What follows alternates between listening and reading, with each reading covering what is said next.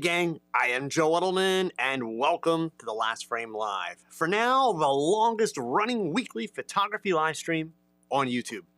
If you're watching live, you probably know the drill, but please leave me a little note in the chat. Let me know who you are and where you're watching from. And listen, if you're watching the replay, no worries, you're an important part of this process. Drop a comment below the video so that I know you were here.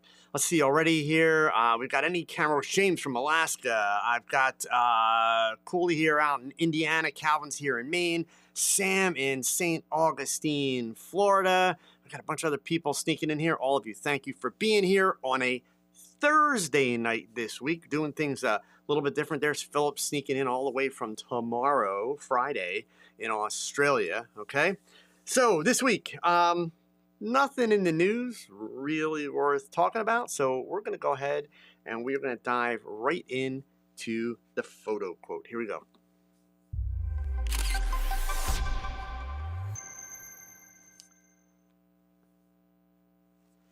This week's quote is from one of my favorite photographers of all time, and it's not so much because of his style.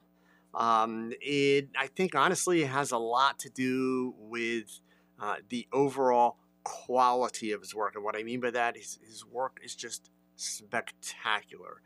You've seen his images even if you don't know his name. But let me start with a quote, and then I'll share who it is and show you some of his work. The quote, "I'm not interested in reality. I am interested in creating a dream." And whoops, that did not work out very well. I did not get my quote on the screen there. What is up with that? You know what? Bear with me a second and let me fix that. I don't know what I punched, but it just disappeared. So here, let's get the quote. There we go. And you gotta love it when your technology is like working on point, don't you, gang? Right? So here, let's line that up. We're almost there. Almost. Don't worry. I'm gonna get it right. We'll see what else can break tonight, right? Let's see. I need to fix this now because I've got some other stuff in here that I'm gonna need to show you, right? So there we go. We can make that work there. All right. So the quote, "I'm not interested in reality. I am interested in creating a dream." It comes to us from the one and only George Hurrell. Hurrell lived from 1904 to 1992. He was an American photographer who was known for his iconic, glamorous portraits of Hollywood celebrities, primarily from the 1930s and the 1940s. He popularized a very distinctive use of dramatic lighting combined with very elegant outfits and elegant poses that honestly became the defining style of old Hollywood. And his iconic images included portraits of actors like Bette Davis, Clark Gable, Marlene Dietrich, among many others. So there is a link to the website where you can learn all about him below the video in the description. Also, I'm going to drop a copy of it in the chat. On this page, you'll find his bio. You're going to find some quotes, some cool little trivia tidbits about him, some videos about him and his work, links to his books, and then a fully detailed biography. Also, I think I mentioned, or I didn't mention, sorry, there's a link to his Wikipedia page, which also has a lot more resources as well. So just a quick reminder, if you haven't been following along, I post a quote from a famous, iconic photographer or well-known photographer every day, Monday through Friday. That gets posted on Facebook, Twitter, X, whatever you prefer to call it, LinkedIn, let's see, Threads, Blue Sky, which, by the way, and we're going to talk about some business stuff in a minute, Blue Sky is open now. So if you don't have your Blue Sky profile, you should go register. And I know a lot of you are rolling your eyes like, oh, I don't want another social media one. You should register anyway. I'll explain that in a minute. But along with those quotes that get posted every day, Monday through Friday, is a link to a page on my website where you can learn about those photographers. Also, on the website, I will point out to you, you don't have to wait for the quotes. You can go to the website anytime and you can check out all these different biographies from different photographers. I've been adding about 5 of these per week. The total list is 153 or 54 that I'm going to be adding. There's quite a few of them, okay? At some point in your photography life, someone has told you you should study the work of other photographers. I used to hear that all the time when I was a kid, and I hated doing it. I hated doing it because I looked at the work of older photographers and I found it boring. Now, let me be clear. I don't mean that to like be a jerk, because a guy like George Hurrell, I mean, how do you find his work boring? You don't. But here's the thing.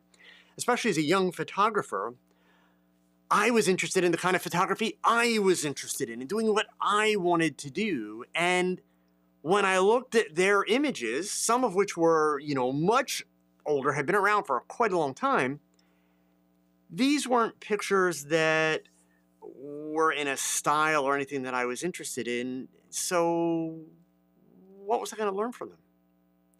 And so I just blew it off and continued to do so for most of my career. Not proud of that. I'm just saying that's how it is. But here's what I've learned. I've learned that that's what most photographers do, especially today. When they hear that advice of study the work of other photographers, the first thing they think is go to Instagram and doom scroll, or maybe go to Flickr or 500 Pixels or one of those websites. What I've realized is that is not how that advice came about, and that's not what benefits you. Because I hate to tell you, gang, doom scrolling through Instagram, you don't learn a damn thing, other than the fact that there's a lot of really shitty photography on the internet and a lot of people doing the same crap as everybody else. You can hate me for that, but I'm keeping it real, right? By going back and studying these photographers, it's not really about studying their work. It's about studying the hows and the whys, their history, their life. What was their path to photography and to their careers? How did they wind up becoming these iconic photographers in history? That's where the real magic is in terms of how you can benefit. Certainly, anytime you can look at a picture and break it down and figure out how the photographer did it, I don't care if it was shot yesterday and it's on Instagram today, or if it was shot 50 years ago. Yeah, there's some benefit to that, but that's not where the real learning is. The fact is, gang, whether you like me for it or not, photography is easy to learn. The basics, the technical stuff. If you're having a hard time with the technical stuff, you're in the wrong arena here. You just are. Keeping it real. What's really hard is to get into the psyche, the minds of these photographers, and understand the amount of hard work that they put in, the effort that they put in, the way they thought about their craft, the way they approached their craft, and very importantly, the dedication to which they approached their craft. That's where the learning is. So those links are there. They're also in the description below the video. Check it out, okay? Also, just a reminder, as always, all of you, you're part of a growing global community of photographers in over 100 countries who have been tuning in to watch The Last Frame every week. And it would help a lot more people learn about The Last Frame if you could do me a solid. Hit that thumbs up below the video. The more thumbs up, the more YouTube recommends the show to other photographers. And that being said, I want to let you guys in on a little something. This is episode number, I think, 373 tonight. I'm going to target episode 375. So that's 2 more of them. And that will probably be the last of the weekly Last Frames. From a business standpoint, the show simply doesn't make sense for me anymore. And I know that's going to upset a lot of you, but let me explain, because you'll still be able to learn from me. I'm not going away, okay? As you may or may not be aware, a lot of YouTubers, of which I hate that word, despise that word, at least when it's applied to me, have been leaving YouTube and giving up. YouTube in general, as a platform, this is not a photography conversation right now, this is a YouTube conversation, is losing viewership dramatically. And it's not that YouTube has done anything wrong. Let's be clear. There's no villains here. There are absolutely no villains here at all. It is simply that the internet is continuing to grow and grow up, right? And within our industry as photographers, part of what's happening is something that I've been screaming to the mountaintops for years now. You can't learn photography on YouTube. You got to go pick up your damn camera and take pictures and screw crap up and then learn. YouTube can be an excellent resource to solve problems. And just like tonight, you know, I'm not sure how many people here. We don't have a ton of people here, but, you know, we've got quite a few people here already, and there's all of like 2, maybe 3 questions in here. So the rest of you, listen, I appreciate your support, but you're here to be entertained. That's not helping your photography. And I know some of you are going to say, but you know, every time I listen to you, I catch a little knowledge bomb. Yeah, that's great. I could sit here and have conversations with you every night and you'll pick up a knowledge bomb because all I'm doing is sharing 50 years worth of experience. But if you don't go do something with that knowledge bomb, you're honestly just wasting your time, right? So I'm not insulting you. I'm just being honest about this is how people learn. And that's the part that's important to me, is making sure that you actually advance and learn. So along with YouTube having reduced viewership, obviously I'm having reduced viewership. The little bit of ad revenue that I make is, you know, dwindling, okay? Full disclosure, last month I made $200 from YouTube. So assuming that there's 4 weeks in a month and I produce 4 of these shows, it takes about 6 hours to produce a show. So that's 24 hours divided into 200. You see where I'm headed? And I'm not one of those photographers who's an influencer. So you don't hear me coming on here every week and pimping products and telling you to buy shit that you don't need. I'm not going to do that. Even when I was doing influencer things, never once did you hear me say buy something, ever. That was always part of my terms when I worked with Olympus and any of the companies that I worked with. So it's time to do things a little bit differently. Now, the good news is, yeah, I'm not going anywhere. You're still going to see me on social media. These photo quotes are going to be there every day. They're set. I have been putting a lot of work into getting my website really, really fine-tuned. So one of the things that I would encourage all of you to do, and I mean this sincerely, and I hope that you will trust me enough to do this, and I'll share the link. I should have put it in the description below the video. I'll make sure I add it afterwards. I'm going to encourage you to sign up for my email newsletter. Now, for those of you that may have done this, let's say 2 years ago, you already know that in the last year, I sent out 2 newsletters. That's it. So I don't spam people. You're not going to get newsletters, you know, every day of the week from me, none of that crap. No. However, I am making a commitment to begin kicking a newsletter out once a month. The purpose for that newsletter, a commitment from me that every month there will be new content that is announced in that newsletter that is on my website, new articles, new things that you'll be able to read and learn about, okay? New courses, which I've been doing courses all along, so again, not the same. But between my social media presence, so if you're not following me on social media, you need to be following me on social media, and between the newsletter, you will still get every bit as much learning opportunity with me as you ever have. If you have questions, because that's the piece that'll be missing, is being able to come here on a Wednesday night or Thursday night and ask me questions, you'll be able to do that in my Tog Knowledge community or my Facebook group, right?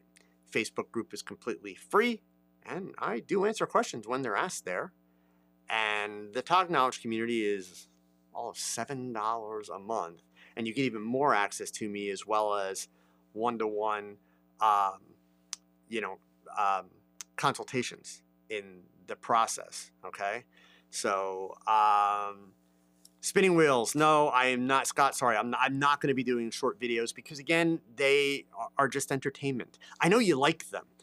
What you have to understand, gang, is that, so here's science from my wife. You all know I'm married to a cognitive psychologist, right? The fact of the matter is, short learning videos take even more work than preparing a 1-hour show, like a lot more.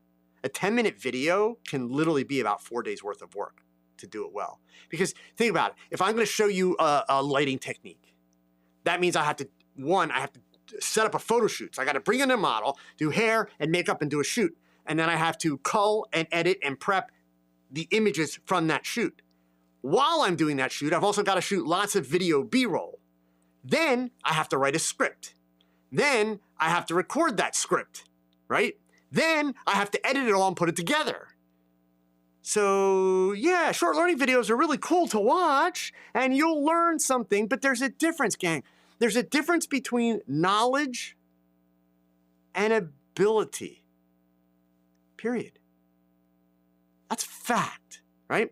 So yes, a lot of people love, and a lot of people will pound their fists on the table like, I'm a visual learner. No, you're not. Nobody is. Science proves that. There are people that prefer to learn visually, but you actually don't learn any better visually than you do by words or otherwise. You just prefer that. And since you prefer it, and if you're going to be stubborn about it, well, then you might learn a little bit better that way. That's the science. Don't take my word for it. You're listening to some guy on YouTube. Go research it. I'm not lying to you, right? So no, I won't be doing short videos. I'm not bringing that back. The whole point is, gang, YouTube's dying. And when I say dying, YouTube's going to be around forever. I don't mean YouTube's going away. I just mean, you know, this whole thing of doing videos and that.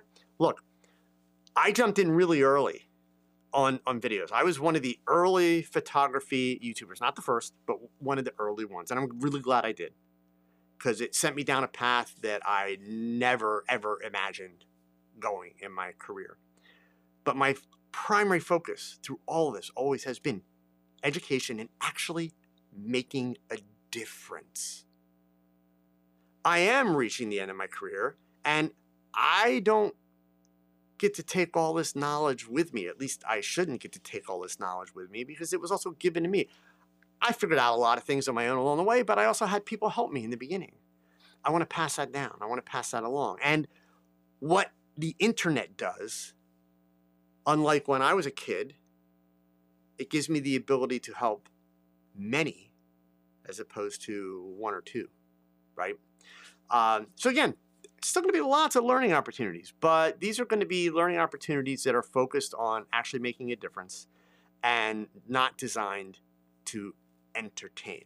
I appreciate that you folks like watching me and listening to me, and I appreciate that you feel you always walk away with some piece of information, but it's not helping your photography. Because seriously, right now, right this second, what's going to help you more? Listening to me, even when I get to the information for the night, or picking up your camera and going and taking some pictures. Picking up the camera and going to take pictures is going to help you out a hell of a lot more. A hell of a lot more. Hands down, every time. That's just the way it is. Okay? And so, anyway, this is not something I'm sad about. Again, it's a business decision. It's time. Believe me, I've been struggling with this for the last 6 months as to whether or not I should keep going, because, you know, the writing's pretty much on the wall. Okay? Hector, I'll get to your question. Come on, man. I can't believe you actually asked me that question. Viewership on YouTube is down. How can you hear Hector's question? Sorry, Hector. I got to go ahead and hit this. Hector said, I've been thinking about starting a channel about my nature and wildlife photography adventure. Do you think it's a good time for new YouTubers to start? Viewership on YouTube is down.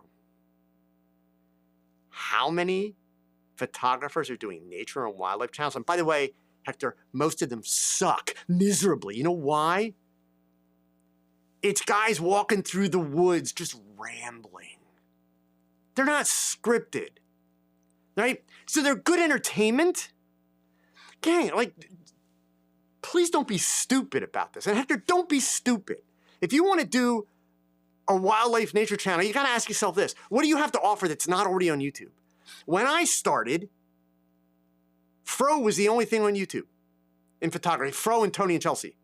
Well, Tony and Chelsea is Tony and Chelsea, and Fro is Fro. But here's the thing. Literally, the video that triggered me starting YouTube, it was a Fro Knows Photo video. It was called 5 Minute Portrait. It's probably still on his channel if you go way back and look. And he goes out in the backyard or somebody's yard, and he's got this girl, and he's going to do a portrait in 5 minutes. It's a 15-minute video. It's called 5 Minute Portrait. But it's a 15-minute video. And he just rambles. And in the course of that video, he literally does not teach you a damn thing. I swear to God, not a damn thing. And I watched that video and it's just kind of incredulous. It's like, well, how does that work? How is it that that video had thousands of views? And it teaches nothing, nothing. So from step one, my videos were scripted, and that's why my channel took off, because I was doing 10-minute videos that were packed with information. And that was very exciting because I thought, I'm onto something. And my channel blew up. It was great. And then I had a moment of awareness one day at a trade show. Guy came up to me, very excited, asked to do a selfie, the whole bit. And in his excitement, he said to me, he says, I feel like I'm meeting somebody from television. In fact, I watch your shows every week. It's like my favorite television show, or your new videos, excuse me. This was before I was doing the live streams. I watch your new videos every week. It's like my favorite television show. And the guy happened to give me a business card. I was just really caught by that statement. And I went back to my hotel room later that day, and I pulled up his website and looked at his social media. His photography was really not good at all. I'm not trying to be a jerk, I'm being honest. And I realized, it's like, wow, this guy loves my videos so much, but I've taught lessons that would have fixed this. I've taught lessons that would have fixed that. I've taught lessons that would have fixed this and this and this. But his pictures were not good. And I realized, yeah, he just enjoyed listening to me talk about photography, but he wasn't putting the videos to use. And sadly, that's the case with most people. So at the end of the day, photography is how I pay my bills. And I need to be able to make money at it. I've justified holding on to the last frame this long because of the access that it gives me to an audience. I'll still have access. Everybody that's a subscriber, I will still be able to message them. They'll still get notifications. And it's not to say that I'll never do another live stream, but the live streams will be more kind of special event type things. And I'll incentivize people to make it worth their while, to show up. So Nick says, Joe, I do think of you every time I see the Nature and Wildlife YouTube guys doing 2 minutes of B-roll and a close-up of boots walking through the woods. Yeah, it's like, you got to decide, look, do you want to be a cinematographer or do you want to be an educator, okay? And that's the problem, right? People foolishly have this mindset, well, if it's on YouTube, it's education. Watching a guy walk through the woods is not teaching you a damn thing. It's just not, right? It's simply not. So anyway, gang, that said, let's get into our topic for tonight, because it's actually a question that was asked very early on, and I'm not even going to worry about the stinger. We're just going to dive into it. This was a question that was posted by Tim Martin, and I want to just get it up here on my screen so that I can read it properly. It's a little bit of a business thing, but it's something that's worth touching base on, even for those of you that are, just shooting for fun, right? Oh, and by the way, I did that, and here's what I didn't share, even though you kind of have it. There is my actual website address, okay? The question was from Tim Martin. He asked, how important is it for a part-time portrait business owner to have a social media presence, and what does it mean now in 2024 to keep those accounts current, right? So basically, again, to revisit that, in 2024, how important is it to be doing social media if you want to start a business? I would say that it is extremely important, Tim.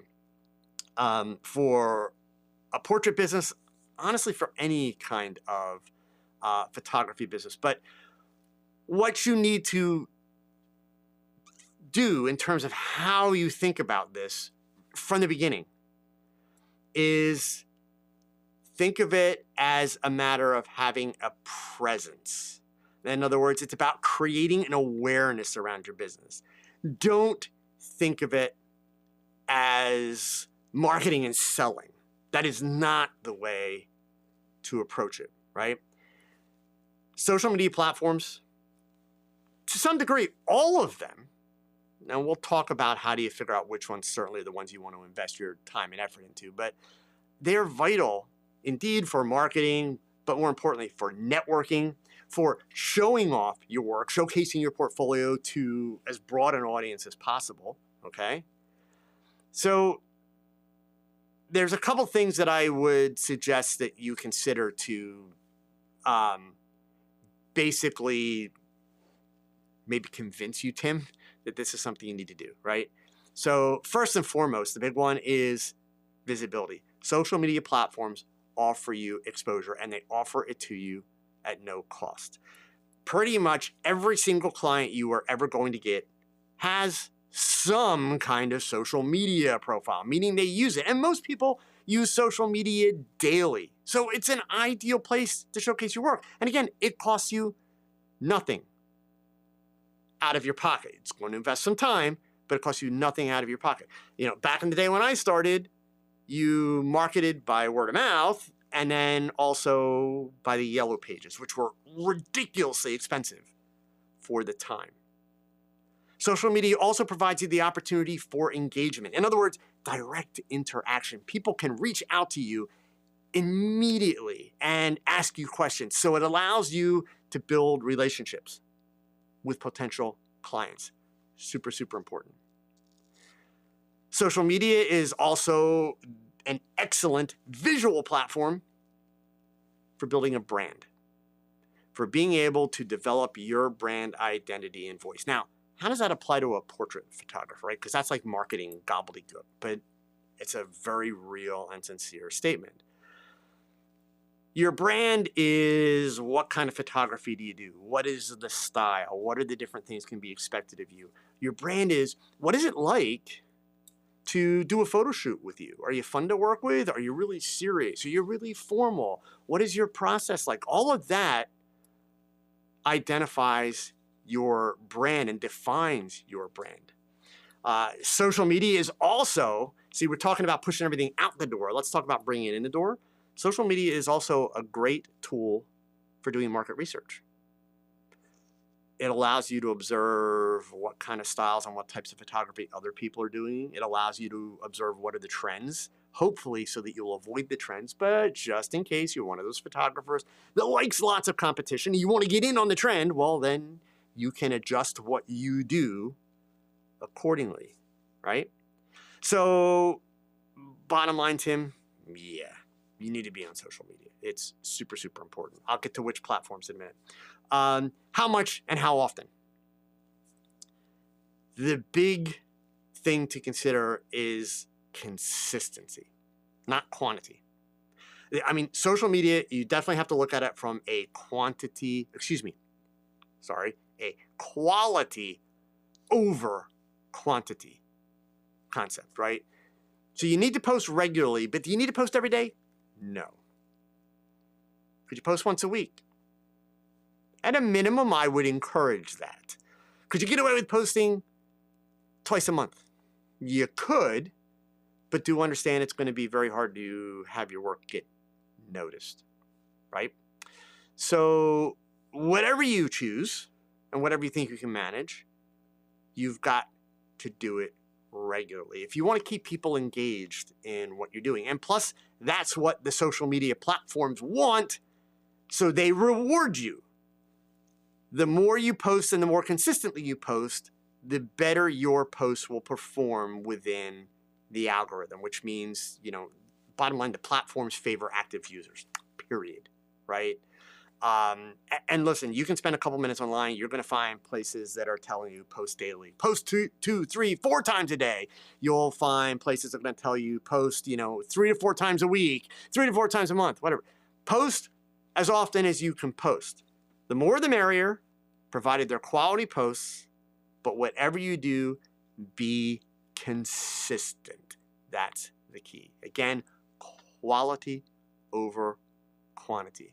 Don't post an image just to post an image. It needs to be a good image. It needs to be an image that truly represents what you want people to buy and pay for. But also understand, posting an image means that the next time, let's say you shoot high school seniors, the next time you do a shoot, make sure that you are also doing behind the scenes photos, even if they're just some iPhone photos, right?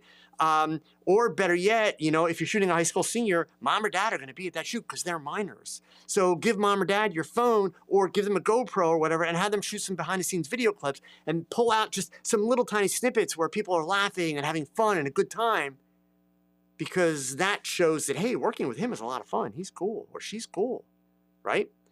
So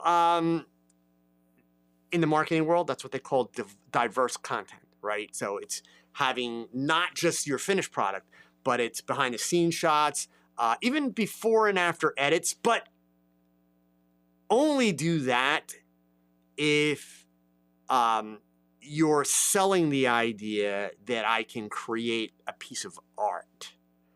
If we're talking about before and after edits, like, well, I can remove blemishes, don't share that on social media, simply because it's an expected thing that a photographer can do that today, right? So when I talk about before and after, it's really if you're doing something kind of like the way that I add backgrounds to a portrait. Like if that's a service and that's a product offering you want to do, then cool. Then it's kind of neat to say, hey, you know, you could settle for, you know, a traditional portrait like this, or have something really cool like this, right? That's when you want to do like a before and after. Social media posts, what else? Client testimonials, super, super important, right? And indeed, it's good from time to time to share more personalized content, personalized about you. You know, for all of you who've been following me, and a lot of you are actually friends with me on Facebook, not just following my business page, but friends, all you know about me from Facebook is that I have 2 grandsons and that I have 2 dogs and that my wife is a college professor. That's it. The only time I ever post pictures of food is when I'm actually on vacation, which I haven't actually been on vacation in about 4 years. So, but, you know, that's it. Otherwise, you know, I don't share every trial and tribulation. I don't share all my political opinions, you know, none of that crap, okay? But I share just enough to allow people to feel that they're getting to know me. Done, right? But even if you're just running a business page, every now and then, so let's say you're a portrait photographer, and that's what Tim asked about. You make a trip, you know, out to one of the national parks. It's the first time you've gone, and you get a couple, not a lot, 1 or 2 that you are super proud of because you're not a landscape guy. But these images, oh my God, they're sweet, right? Share them, but tell a little story with them, right? Don't share 100 of them and don't spread it out over 2 months, because then you start to confuse people. It's like, wait, is this guy a landscape photographer or is this guy a portrait photographer, right? So yeah, having a little bit of your personalized content is absolutely not a bad thing. Again, you want your content to be diverse, but it's got to all kind of circle around your brand and what is your product offering. So platforms, I said I would get back to that. Instagram, still very much a player, even though, yes, their algorithm sucks. But listen, anything that's visualized content is great on Instagram. Utilize stories. The good news is, for the longest time, Instagram was pushing the crap out of Reels. Still to this day, I have never posted a single Reel, not one, 0, on Instagram, ever. Never done it. And I've been punished by the Instagram algorithm. But the point is, don't make Reels for the sake of making Reels, right? If you're going to be a portrait photographer and do business portraits, don't start creating like TikToks and Reels where you're dancing and singing and making jokes about, you know, creating portraits. Like, don't. I feel so bad when I see these photographers doing it, you know, because I'll admit, I'm a bit of a TikTok junkie. I love spending time on TikTok, right? And I see so many photographers that are trying to build respectable careers, and they're doing the TikTok trends, which the minute you do a TikTok trend, you're admitting I'm not creative. I don't have a unique brain cell in my body, so I'm just going to do the same dumb shit that everybody else is doing. Like, why would you do that? Why would you do that? Right? It makes no sense. So do you. That's the thing. Do you, because that's all you're capable of doing well. That's not an insult. That's just how it works. You are only capable of doing you well. So don't try to be everybody else, right? Facebook, bottom line, if you are, you know, doing portraits of any kind, you need to be on Facebook. Make sure that you have a business page, right? Do you need to do paid ads in that? Honestly, no. If you're doing paid ads, you're doing something wrong. As a portrait photographer, now there may be some people out there that will argue with me, but I'll argue right back. If you're doing paid ads, you're doing something wrong. If you're doing paid ads, your photography is not that good. And that's going to bring me to another point in a minute as to whether or not 2024 is a good time to start a photography business. We'll get to that. Tim didn't ask that, but I'm going to throw that in. Portrait business, LinkedIn, super, super important. Even if you're not planning on doing business portraits, I would want to be on LinkedIn. It's a great networking platform. It's becoming more of a social platform, which is not really great, but it also doesn't hurt us as photographers. Depending on the kind of portraits that you're doing, Pinterest can also drive traffic to your website, which can be, very useful. And don't forget things beyond social media. Tim, kind of asked specifically about the social media aspect, but listen, a website is absolutely mandatory. A website is the only platform that you can create on the internet that you solely own. Nobody else owns it. So you have complete control over your website, right? If the rules change, you have to change them. Nobody else can change them. So that's super, super important. Think of your website. Most of you are old enough to know what the heck a brochure is. Your website is your brochure. Social media, those are little billboards out on the interwebs, on the information highway that direct people to your website, to your brochure, right? So your website, it's going to be your portfolio, it's going to be booking information, it's going to be the best way for clients to contact you, all of that kind of stuff. But again, off of social media, also, if you want to start a local portrait business, especially if you're going to do business portraits, but even just in general, networking. When I talk about networking, I mean like local networking events. If you're doing like business portraits and things like that, you should consider joining the local chamber of commerce, right? You should look to see if there's any local business meetup groups, any of that kind of stuff. You want to build relationships. That's how you build a portrait business because it's a people business. So you build relationships. Those relationships will get you the best kind of advertising that has ever existed. It's been around forever and it will be around forever. And it's better than social media. It's better than any paid ad. It's called word of mouth. That's what the relationships are for. Okay. And then, depending on what you're selling, if maybe it's not portraits, but maybe you're doing artwork or things like that, you can look at other platforms like Etsy, creative marketplaces, things like that. But for the most part, yes, social media, very powerful, super important tool for building and promoting your business. So you need to be there, Tim. But understand that it's only a piece of what needs to be a much bigger strategy in terms of how you're going to build your business, brand your business, and market your business. And that takes place both online and offline. So really where your challenge is kind of finding the balance that works, right? How much social media do I need to do? How much time and effort do I need to put into my offline efforts, etc., right? But if you want to do research, if you want to be methodical about it, you also want to look at like, well, who am I trying to target? Who are my customers going to be? And there, once you've got a sense of, okay, this is who I want to be working for, and don't forget to include financial demographics in there. Like, so, okay, you want to do family portraits. Well, do you want to do family portraits for low-income families, mid-income families, or really wealthy families? It's important to decide. That right there is 3 different kinds of marketing, 3 different kinds of price points. And what you then do is you figure out, okay, I know my target audience. Where is that target audience most active? Both in the real world and online, right? And then that way you're able to establish what are the best tactics going to be for how to put your work and your business in front of them. Now, that being said, it raises the question, is 2024 a great time to start a photography business? Somebody asked me this recently, and I stopped for a second because normally, historically for me, My answer would have been, anytime's a good time to start a business if you're ready. That has always been my answer. That would have been my answer probably 6 months ago. What stopped me at this point when this question was asked was, as the world evolves, as I evolve as an educator, because a big part of your job as a teacher, if you're going to be a good teacher, one of the things that I'm most proud of at this point in my career is, yes, I teach and I work very hard to teach well, but I also work very hard to learn. I work harder at learning now than I ever have in my entire career.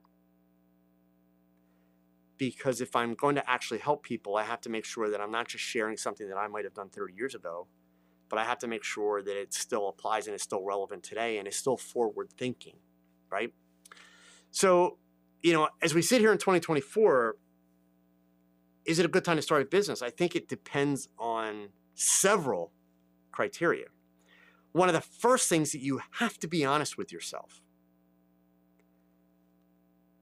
is your work any good? That's step one. Now, why am I starting there? It's simple. We live in a time period now where we are inundated by imagery every day. We live in a time period where photographers love to complain, everybody's a photographer. Well, the fact of the matter is they are, because even like these things, man, put it on portrait mode, it does amazing stuff. I love portrait mode on these phones. Are you kidding me? It's great. So the point is, yeah, everybody is a photographer. Now, none of this means that you can't make money, but it means you've got to be honest with yourself about the criteria, right? Because it doesn't matter what you want to do. Excuse me. It matters, can you and are you prepared to do the hard work? That's the key. Because the big mistake most people make is think, well, I got a whole bunch of camera stuff. In fact, I spent way too much money on camera stuff, and I'm pretty good, and everybody tells me they like my work, so I want to be a pro. That's the wrong criteria, folks, I hate to tell you, right? So one, is your work really that good? And when I say that good, does it stand out? Does it get noticed? Do you stand for something? Or are you just doing the same old crap? Because if you're just doing the same old crap, you are making the task of starting any kind of a business 50 times harder, if not 100 times harder than it needs to be. So right out of the box, if your work doesn't stand out, then it doesn't mean you can't be a photographer. It just means now is not the best time. Keep working on your craft. Set yourself a goal, set yourself a target, and bust your ass to achieve the goal and meet the target. And then begin your business. So yes, there is such a thing as starting too soon. Given the general climate and the economic situation that we're in the world today, starting too soon is stupid. Period. You're not helping yourself at all. So if you don't need to be in that business, and in Tim's case, it was a part-time business, well, then okay, maybe if you can't say, my work is great, my work stands out, and I am prepared for the marketing challenges and excited about doing that marketing crap, if you can't say that, don't start now. Because you're going to fail. And you're going to waste a lot of time. You're going to waste a lot of time that you could have been putting into improving your craft and better defining who you are as a photographer, right? So that's the thing that you got to be looking at, right? You got to be honest with yourself. Got to keep it real. No BS. It doesn't matter what you want. It matters what are you willing to do in order to get it. Because even if your photography is good, nobody else cares. Especially not when you're going to tell them it's going to cost them money. It better be freaking amazing then, and understand that it's not just about the photography. It's about the experience that you're going to give these people. It's like, what do they get for it? That's what they're paying for. They're not paying for you. They don't care about you. They don't care that you went out and spent $20,000 on camera gear when you only needed about $8,000 of camera gear. They don't care that you were that stupid. That's not their problem. Just because you spent all that money, you're not entitled to anything. You have to earn it. So that's the kind of stuff you've got to really give yourself an honest review and an honest evaluation. And trust me, that comes from someone who really wished they would have gotten that advice when they were younger. On the plus side, I really believed in myself. On the negative side, I wasn't prepared for all the BS that went along with trying to be a professional. I thought, I'm really good with a camera. I've learned how to do photography, because back then it wasn't about all the gear. It was about you had a skill. You could do darkroom work, all that kind of stuff. I thought I had it. And I failed miserably. Fortunately, it meant enough to me. I learned I was going to have to bust my butt, and I did, and I'm darn proud that I did. So I'm giving you that information to help you try to avoid that mistake. Okay? All right. So my favorite part of the evening.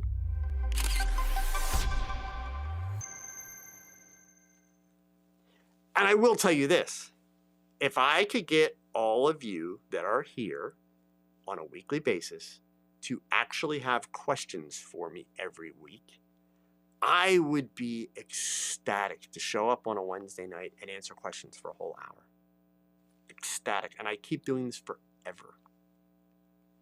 I tried that for a while, and after about 2 weeks, I'd show up and there'd be like one person ask a question. It's hard to fill an hour with one question, right? So, just saying. So let's see. I do have some questions in here. Let's back up. Cooley asked me, just wondering, where do you get your backgrounds from? I know you use paper a lot, but what about canvas? I have no canvas, Cooley. Actually, that's a lie. I'm sorry. I have one canvas background, one. It was from clot backgrounds. And there's tons of them out there. It's not really that one's better than another in that regard. I'm not a big, and by the way, I didn't pay full price for that. I got it dirt cheap in exchange for using it in some social media images for them. I didn't even make a video about it. It was for doing some social media images for them. So I did a little bit of a trade that way. But here's the thing. The reason why I won't buy those kind of backgrounds normally, Cooley, is like, one, they're expensive.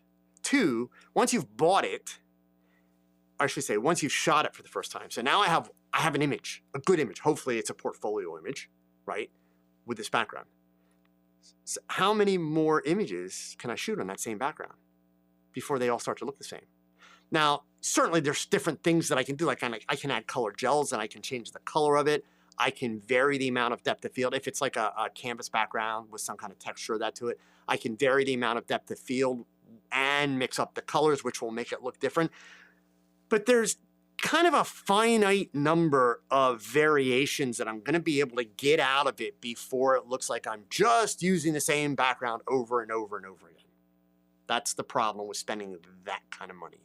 So for me, I've never been able to justify that at all. And trust me, there's been plenty of canvas backdrops and now the printed backdrops that I'll see, and it's like, that is so cool. But the problem is I immediately imagine one specific picture. I would love to do this. Well, if I do that and I do it successfully, I don't have a use for that background anymore. So then I have to look at, well, gee, that's a $400 background. Can I justify $400 to create this one image? You know, if I'm not getting paid for it, that's out of the question. So, Cooley, that's why I do so many of the digital backgrounds and the composites and the overlays and that kind of stuff, because I can go to a stock photo site and spend a couple dollars on an image, literally just a couple dollars. Like my favorite stock photo site, and I should sign up for an affiliate program before I tell you, but I'm not. I hate doing that stuff. It's depositphotos.com. I buy blocks from them. I get them through AppSumo, where I wind up spending like $1.50 an image. And so you buy them like at 100 blocks at a time. And so that's 100 images I can go through. I just download them whenever I want. There's another website called freepick.com that has both graphics and images. They don't have as many images as Deposit Photo, but I subscribe to that one. I don't remember the price. I want to say it's like $89 a year, if I'm not mistaken. And I have unlimited access to everything that's on that website.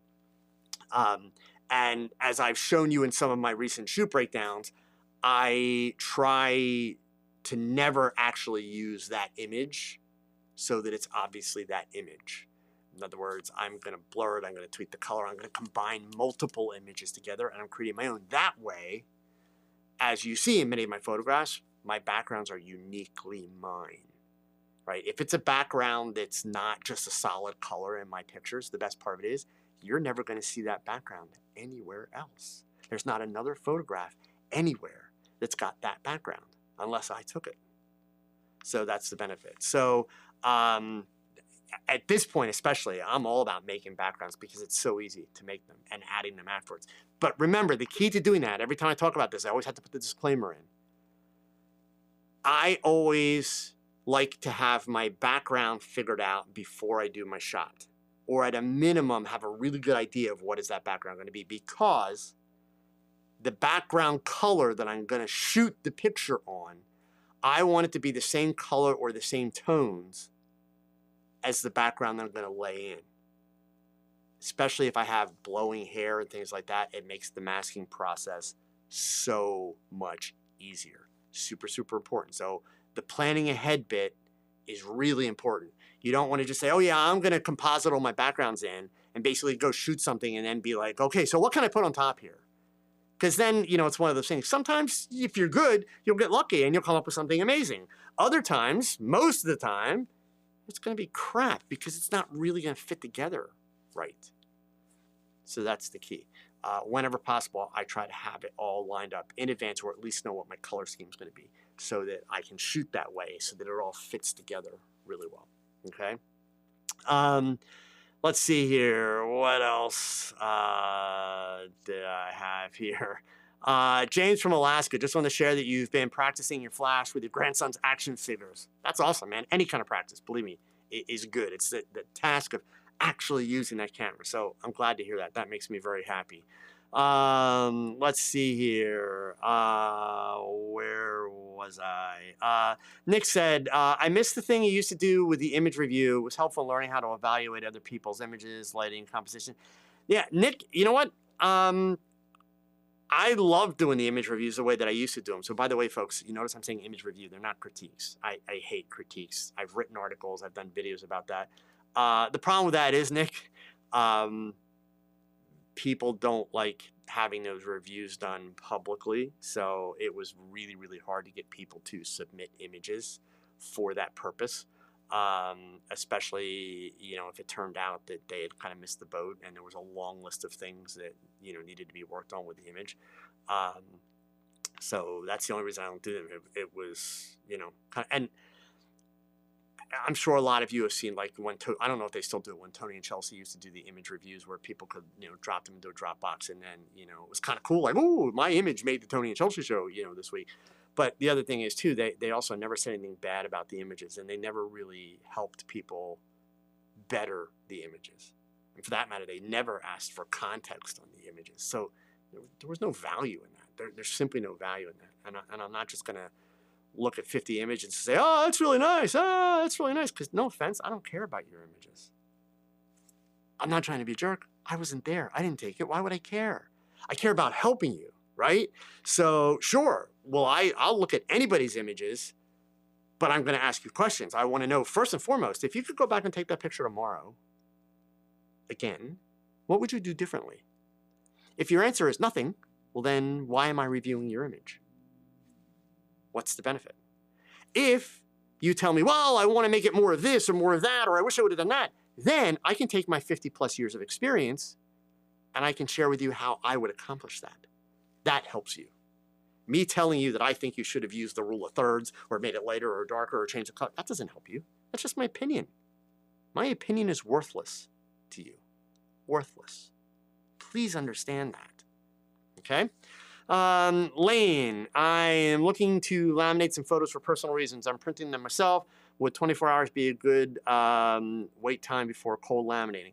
Lane, I'm not sure, but just do a Google search on how long to wait before I laminate an inkjet print.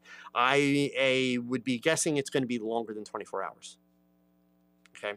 And I don't remember the numbers because it's been a long time since I've done it, but if I recall correctly, you're supposed to wait more than 24 hours before you put an inkjet print behind glass. And for those of you that don't realize, when you're doing your own printing out with the inkjets and that, there's the ink actually releases a gas, as it kind of dries. So if you've ever made the mistake of like doing an inkjet print, you put it in a frame right away, about a year later, you would have noticed it's starting to gray, almost like there's a fog under the glass. So that's what we're talking about here. But Lane, Google that and you'll find a result. I haven't laminated a picture in probably about 40 years. So I have no idea. So let's see here. Scrolling on down.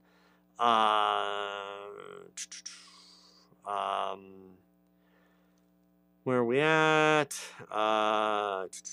Nick, are you going to shoot anything related to the full solar eclipse on April 8th? You're not far from the path of totality. If you miss it, I think you're out of luck until 2054. Well, I don't know that I'll be able to shoot it in 2054 regardless. I did not realize that I am close to the path of totality, Nick. Maybe. I've never shot an... Actually, that's not true. I shot an eclipse for a newspaper back in the 80s. But I don't recall, honestly, if it was a full solar eclipse or what it was. Yeah, and honestly, my only reason, so, you know, I've had people tell me, oh, that's a cop-out. No, it's reality. It's going to be one of the most photographed events in the world, meaning there will be millions of images made of it, right? Given that I am not a solar eclipse photographer, given that I'm not a landscape photographer, given that I don't do a lot of outdoors work, there is not likely anything that I'm going to bring to the table that is going to stand out and have any kind of an impact, right? So that's basically why I probably wouldn't do it. It's not something, oh my God, I've never done it, I'm dying to do it. I'm not one of those photographers that, like, I have to check it off I've never been one of those photographers like, oh, I got to try that so I can check it off my list. Like, I did it. No. All of my photography has always been about experiences, but being that I'm not a big outdoors guy, yeah, solar eclipse, that's cool. If I'm not close to it, you know, I may get the appropriate protection and kind of go and see if I can see it, or at least be outside just to see everything get dark and that, because that'll be kind of really eerie. But beyond that, yeah, not likely. So, Eric, Free Pick now even has generative AI integrated for the user. Yes, they do. And there's a lot more of that coming. And by the way, even those of you that have been dabbling, DALL-E has just made some big upgrades. Really cool. Google is up to Gemini now, and theirs doing some really cool image stuff. And again, gang, I'm not saying that, hey, you need to go out and start using AI. But at the same time, don't put your heads in the sand. Pay attention. Play with it, right? There's going to be a lot of cool creative possibilities with it. And that's, to me, that's what excites me. It simply, it opens up creative possibilities. You know, is it going to cause problems? No. People will cause problems because people are idiots. But, you know, we'll work through that. There will be new laws. There's already, you know, data embedded in, like, if you create an image with DALL-E, it's got data embedded in it that's part of the new tech that all the camera companies are buying into and everything. So we're getting there, and we'll get there quickly.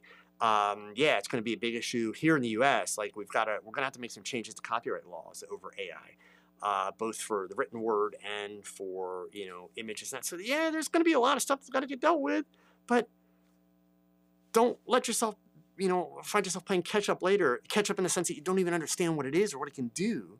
Just pay attention, right? But you don't have to waste time on it. So, creative vision. Joe, are you still experimenting with large TV screens as backgrounds? I've done a few after being inspired by one of your videos. Neil in Florida. Not experimenting, Neil. I mean, I had the 65-inch TV. I use it from time to time. It works great. But even with that, it's so easy to do compositing now. Even in Luminar Neo, you can composite stuff onto the background, right? It's so easy to do it. I hardly ever use a 65-inch TV. In fact, I'll probably wind up repurposing it elsewhere in the next couple of months because I have not used it in about a year and a half. Technology has moved beyond that to where I can create any kind of background that I want and, you know, do it really well. So definitely works. I still have it, but yeah. So Daniel, do you do any photo judging where people can send their photos to get judged and to get critiques and pointers on what to think about? So I don't do, well, I have done photo judging for competitions. I'm very proud of the fact that every place I've ever judged a photo competition in my career, I've never been invited back. I swear to God, that's the truth. And I've done a lot of them. That's because I think the way most photography contests are judged is just freaking ridiculous. I do portfolio reviews, Daniel. You can book those as a consultation through my site, but I need you to understand I don't judge and I don't do critiques when I look at them. The images, we do them, you know, by the 30 minutes, by the hour and a half, depending on how many images you have. And the images you want reviewed, you will send to me in advance. And for each image, you will have to answer a series of questions. Why did you take the picture? What were you hoping to accomplish? I do want to know all the settings and the gear that you used. And then very importantly, are you happy with the image? And then the last question, if you could do it again, what would you do differently? And then I'll also, since it's a portfolio review, I will ask you some questions about your general experience in photography and also where you're trying to go, kind of the job interview question. Where do you see yourself in photography in the next 5 years? Like, what are you trying to accomplish? Based on all of that information, I can share my experience with you and your photographs to give you some pointers and some ideas of how you can improve and how you can get to where you want to go to. But I won't give you a critique where I just look at your work and say, you know, I think you should do more of this, more of that, this. No, because that's really not going to help you. It has to have context. That's really the big thing with critiques, gang. If there's no real context with a critique, it's not providing you value. I don't care if Annie Leibovitz or whatever amazing photographer you can think of would look at your work and say, it needs more of this. That's worthless advice. Worthless advice. Unless they understand who you are, how much experience you have, what you're trying to accomplish, how you created the image, what your thought process was. Without that information, it's just an opinion. That doesn't help you. So, well, anyway, gang, listen, I'm over time. Shocker. I don't think I've ever hit the 1 hour mark on the nose. I want to thank all of you for being here. Don't be sad. There will be plenty of ways to learn, but please make sure that you have signed up for the newsletter. Make sure you're following me on the social media platforms because I am a prolific poster online with content and information and material. But if you haven't been to my website in a while, you might want to take a look around. And by the way, this weekend, we're finishing up the database work on it tomorrow. I'm very excited. A new feature that I'm adding to my website is a database of every camera club and photography organization in the United States. And next month, I'll be adding Europe, Canada, and Australia to that database. So camera clubs and photo organizations, there'll be a full database on the website. So we're finishing up the programming work tomorrow because I can't do all that myself, but my son's helping me. And that'll be ready to go tomorrow, and that'll be launching over the weekend. So make sure you check it out, though. There's a lot of really cool new stuff. Plus all these shoot breakdowns that I do. There's full written articles. But in fact, here, I'm already over time, so let me show you this. Really quick, I just want to share this. The shoot breakdowns. When you go to my website, click on photographers, click on shoot breakdowns, right? So like, you know, this one, the beauty portrait. I showed you guys this a couple weeks ago. But if you look through here, there's a full breakdown from how did I come up with the concept, how did I create the background, the portrait lighting setup, the lighting diagram, what gear did I use, the settings, posing, angles, and in between, there's little tips. Like in this one, in a pinch, if you need glossy lips, use Vaseline, right? So there's all kind of little breakdowns. You guys have asked me a lot about the images and how I put them together. All that stuff is in here. This is going to help you more than any video that I create. Because the best part of this is the information is organized, it's structured. There's a table of contents that you can start with. I even show you, like in this case, this was the picture that Monet, my makeup artist, sent me to start the idea. And obviously that's not where the hairstyle wound up, but that's kind of where the whole process began. And so I break down how all that happened. All that information is here. So all of my new shots that I do now, I'm creating these for, but I'm also working my way back through older shots. My goal being eventually to go essentially through my entire portfolio and create shoot breakdowns for you. Every single one has tips and tricks as well as all the information about how I did the shot. So I encourage you, sincerely, check it out. All right? Anyway, gang, that's it. We will be here next week. We're out of time for now. Thanks for watching. And please, you don't get back the days that you waste. So go pick up that camera and shoot something, because your best shot, it's your next shot. Adios, gang. See you later.